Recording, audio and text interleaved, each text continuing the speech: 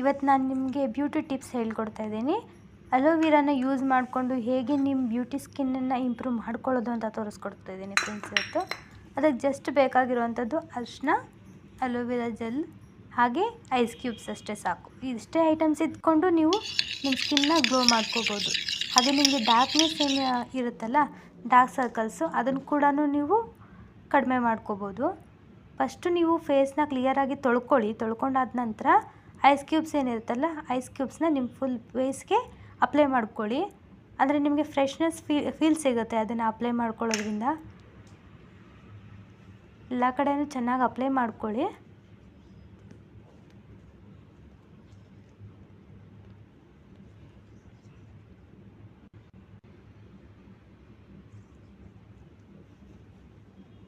ಅದಾದ ನಂತರ ಅಪ್ಲೈ ಮಾಡಿದ್ಮೇಲೆ ಒಂದು ನ್ಯಾಪ್ಕಿನ್ ತೊಗೊಂಡು ಕ್ಲಿಯರಾಗಿ ಎಲ್ಲ ಫೇಸನ್ನು ಕೂಡ ಅದೇನಿರುತ್ತಲ್ಲ ನೀರು ಅದನ್ನೆಲ್ಲನೂ ರಿಮೂವ್ ಮಾಡ್ಕೊಳ್ಳಿ, ಕ್ಲಿಯರ್ ಮಾಡ್ಕೊಳ್ಳಿ.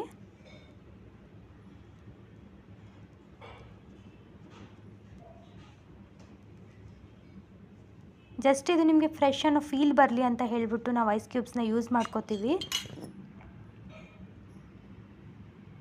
ಅದಾದ ನಂತರ ನಾವೇನಿವಾಗ ಅಲೋವೆರಾದ ಜೆಲ್ ಇರುತ್ತಲ್ಲ, ಅದಕ್ಕೆ ಸ್ವಲ್ಪ ಅರಿಶಿನ ಹಾಕ್ಕೊಂಡು ಮಿಕ್ಸ್ ಮಾಡಿ ಇಟ್ಕೊಂಡಿರಬೇಕು. ಆ ಅರಿಶಿನ ಹಾಕಿ ಅಲೋವೆರಾ ಜೆಲ್ ಏನಿರುತ್ತಲ್ಲ ಅದನ್ನು ನೆಕ್ಸ್ಟ್ ಅಪ್ಲೈ ಮಾಡ್ಕೊಳ್ಳಿ, ನಿಮ್ಮ ಫೇಸ್ ಫುಲ್ ಅಪ್ಲೈ ಮಾಡ್ಕೊಳ್ಳಿ.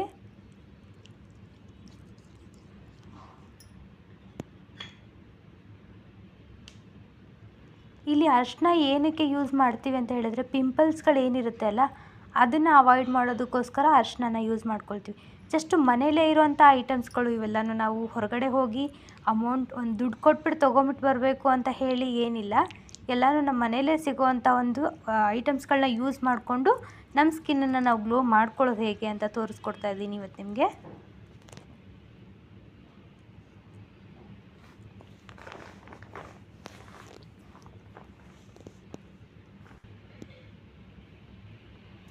ಜಸ್ಟ್ ಎಲ್ಲ ಕಡೆ ರಬ್ ಮಾಡ್ಕೊಳ್ಳಿ ಅಷ್ಟೇನೆ.